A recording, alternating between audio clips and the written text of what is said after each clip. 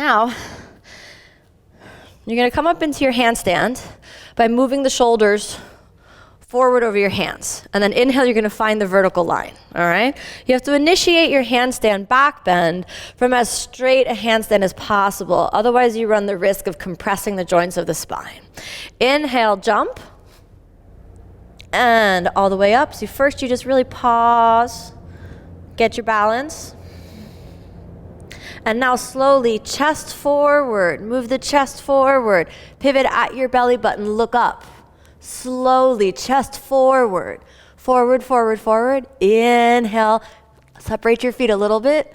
Reach, hang in your shoulders. Hold, hold, hold. And then bend. Slowly, shoulders back. Slowly, exhale down. Okay, so that's the first step. Inhale. Come on up. I recommend you repeat that between 3 and 5 times. Just go up, slowly down, and that's going to help you get the movement, the articulation of how to control the back bend or land in the back bend.